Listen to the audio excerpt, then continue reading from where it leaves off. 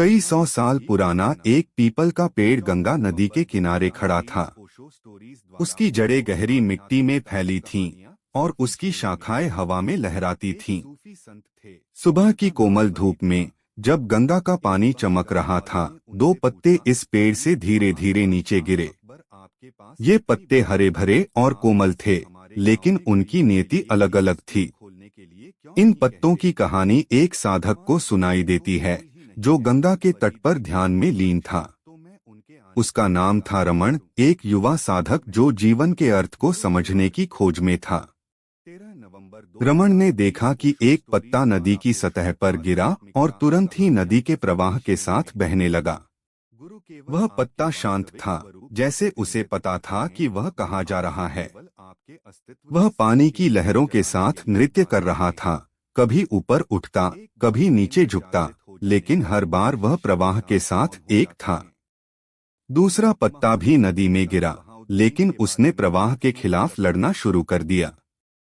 वह पानी की सतह पर इधर-उधर तैरने की कोशिश कर रहा था, अपने आप को किनारे से जोड़ने के लिए संघर्ष कर रहा था। वह घूम रहा था, चक्कर काट रहा था, और हर बार जब लहर उसे ले जाने की कोशिश करती, वह उससे लड़ता। रमण ने यह दृश्य ध्यान से देखा। उसे आश्चर्य हुआ कि दो पत्ते जो एक ही पेड़ से आए थे, एक ही नदी में गिरे थे, फिर भी उनकी प्रतिक्रियाएं इतनी अलग क्यों थीं? वह सोचने लगा कि क्या यह किसी गहरे संदेश का प्रतीक है। उसी समय एक सन्यासी वहां से गुजरा। उसका चेहरा शांत था और उसकी आंखों में गहरी समझ थी। रमण ने उसे प्रणाम किया और पूछा, महाराज, मैंने दो पत्तों को देखा। एक प्रवाह के साथ बह रहा है और दूसरा उसके खिलाफ लड़ रहा है। यह क्या दर्शाता है? सन्यासी ने मुस्कुराते हुए कहा, रमण, यह जीवन की कहानी है। ये दो पत्ते तुम्हारे भीतर के दो पहलुओं का प्रतिबिंब हैं। नदी जीवन का प्रवाह है और पत्ते तुम्हारे मन की स्थिति हैं। जो पत्ता प्रवाह के साथ बह रहा है, वह समर्पण का प्रतीक है। वह जानता है कि वह नदी के हाथों में सुरक्षित है। वह लड़ता नहीं, वह डरता नहीं, वह बस है। दूसरा पत्ता जो प्रवाह के खिलाफ लड़ रहा है, वह प्रतिरोध का प्रतीक है। वह अपने अहंकार और भय से बंधा है। वह सोचता है कि वह नियंत्रण रख सकता है, लेकिन वह केवल थकान और दुख को निमंत्रण दे रहा है। रमण ने गहरी सांस ली और कहा, लेकिन क्या यह जीवन का हिस्सा नहीं कि हम अपने लिए लड़े? क्या? रमण ने नदी की ओर देखा। पहला पत्ता अब दूर तक बह चुका था और उसकी शांति रमण के मन को छू रही थी। दूसरा पत्ता अभी भी किनारे पर चिपका हुआ था, थकान और हार की स्थिति में। उसने सन्यासी से पूछा, तो क्या मुझे अपने जीवन में सब कुछ छोड़ देना चाहिए? क्या मुझे अपने सपनों और इच्छाओं को त्याग देना चाहिए? सन्यासी ने कहा, नहीं रमण, समर्पण का मतलब त्याग नहीं है। इसका मतलब यह है कि तुम अपने सपनों और इच्छाओं को जीवन के प्रवाह के साथ जोड़ दो। जब तुम लड़ते हो तो तुम अपने आप को थका लेते हो, लेकिन जब तुम प्रवाह के साथ चलते हो तो तुम्हारा हर कदम सहज और सार्थक हो जाता है। जीवन एक नदी की तरह है, कभी शांत, कभी उग्र, लेकिन जो इसके साथ बहता है वही उसकी सुंदरता को देख पाता है। रमण को यह बात समझ में आने लगी। उसने अपने जीवन को याद किया। वह हमेशा अपने लक्ष्यों के लिए लड़ता रहा था, धन, सम्मान और सफलता के लिए। लेकिन हर बार जब वह कुछ पाता, वह असंतुष्ट रहता। अब उसे एहसास हुआ कि उसका संघर्ष उसके अपने मन से था। वह नदी के प्रवाह को स्वीकार करने के बजाय उसे बदलने की कोशिश कर रहा था। सन्यासी ने आगे कहा, देखो रमण, ये दो पत्ते तुम्हें एक सबक दे रहे हैं।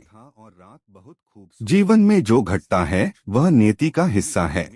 चलाने का मन हुआ, लेकिन तुम्हारा दृष्टिकोण तुम्हें मुक्त या बंधन में रखता है। जो पत्ता प्रवाह के साथ बहता है वह मुक्त है।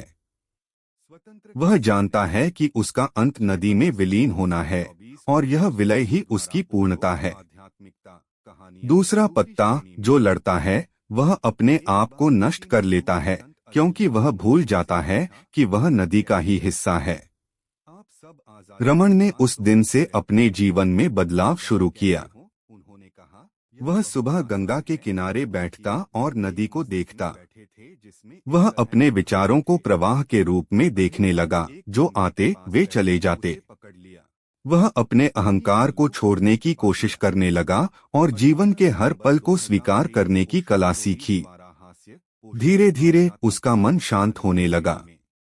उसे एहसास हुआ कि समर्पण का मतलब निष्क्रियता नहीं, बल्कि जागरूकता और विश्वास। सन्यासी ने मुस्कुराते हुए कहा, रमण, यह जीवन की कहानी है।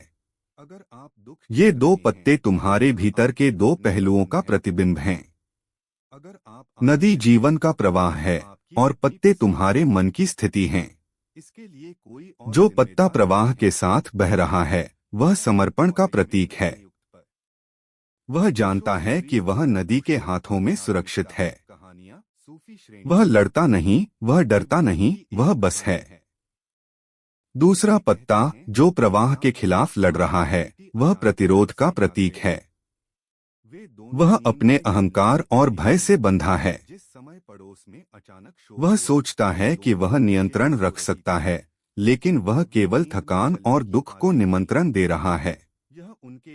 रमण ने गहरी सांस ली और कहा, लेकिन क्या यह जीवन का हिस्सा नहीं कि हम अपने लिए लड़े? क्या समर्पण का मतलब हार मान लेना नहीं है?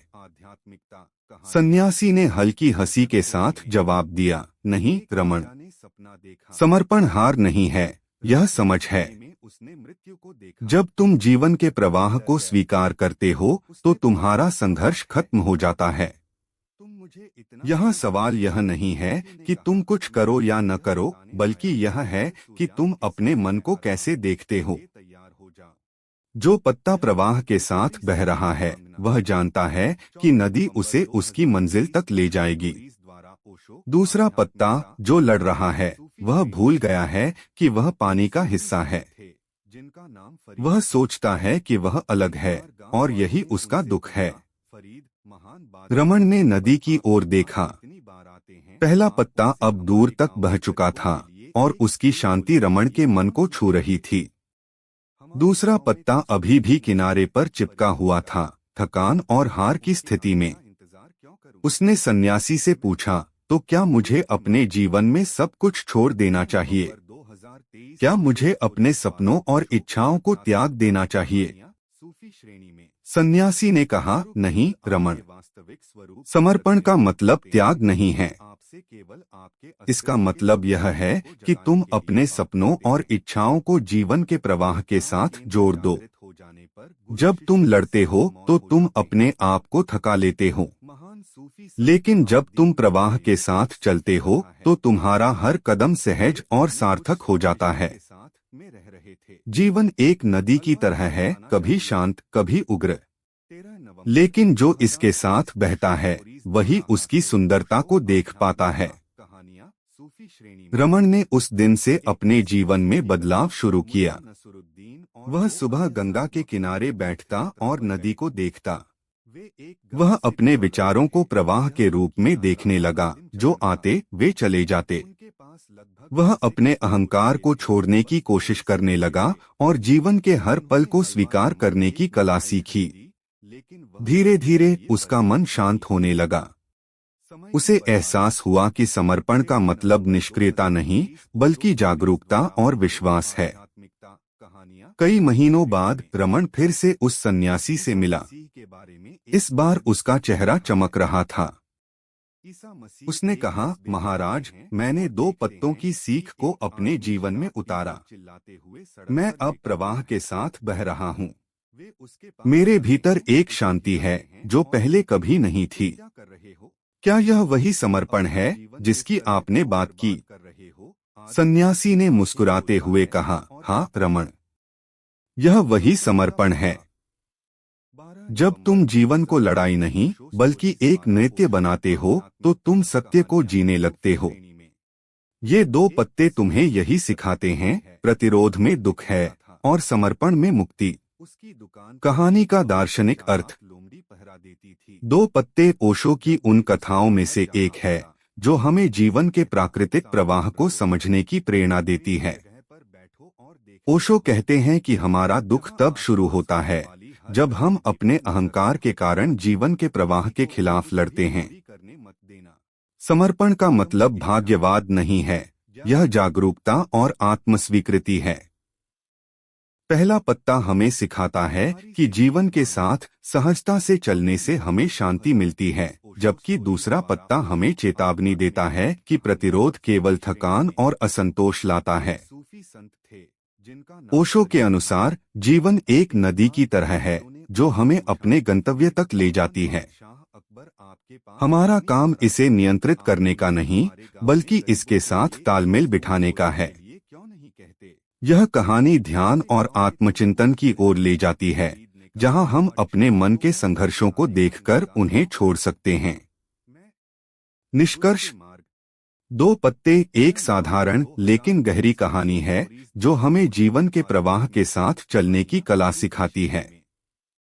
यह कहानी ओशो के दर्शन का एक सुंदर उदाहरण है जो हमें आत्म जागरूकता और समर्पण की ओर ले जाती है।